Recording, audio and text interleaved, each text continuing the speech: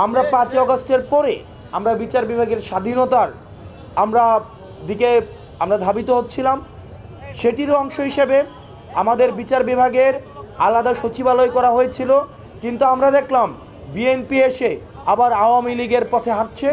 এই সচিবালয় বিলুপ্তি করে দিয়ে এই বিচার বিভাগকে আইন মন্ত্রণালয়ের অধীনে নিয়ে এসে বিচার বিভাগের স্বাধীনতা হরণ করেছে।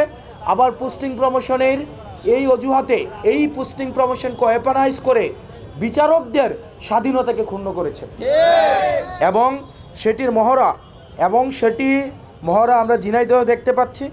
বিচারকরা স্বাধীনভাবে, আমাদের মনে হয় না এই যে কর্মকাণ্ডগুলোকে যদি আমরা বিশ্লেষণ করি, আমাদের মনে হয় না বিচারকের রায় বিচারালয়ে বসে হয়।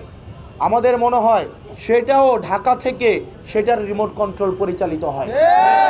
আইনমন্ত্রী যেই ধরনের নির্দেশনা দেয়, আমাদের রাজনৈতিক বিশ্লেষণ বলে সেই ধরনের রায় আবার কোর্ট থেকে সেটাকে আবার প্রেস কনফারেন্সের মধ্যে শুধুমাত্র বিচারকরা স্পোক্সপারসন হিসাবে আইনমন্ত্রী যেমন রায় দেন, লিখে দেন, সেটাকে এই বিচারালয়ে আমরা দেখেছি।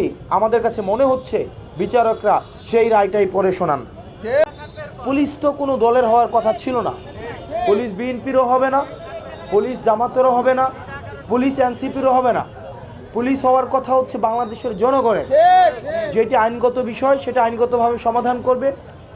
আমরা অথচ দেখলাম সরকার দলীয় আদেশের অপেক্ষায় থেকে পুলিশ আবারও আওয়ামী লীগের সময় যেভাবে সরকার দলীয় নির্দেশ বাস্তবায়নের স্থানীয়ভাবে পেটুয়া বাহিনী হিসাবে কাজ করত, একইভাবে পুলিশ এখন পেটুয়া বাহিনীর ভূমিকায় অবতীর্ণ হচ্ছে।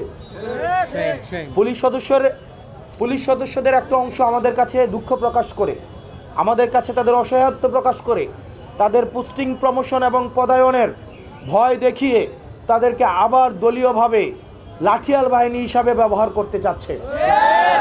পুলিশ বাহিনীর ভাইদের কাছে আহ্বান জানাবো, আপনারা এই পেশায় আপনাদের দক্ষতা, আপনাদের মেধা, আপনাদের যেই ট্রেনিংয়ের মধ্য দিয়ে এসেছেন, আমরা আপনাদেরকে আহ্বান জানাবো, আপনারা 5 আগস্ট এবং জুলাইয়ের কথা মনে রাখুন।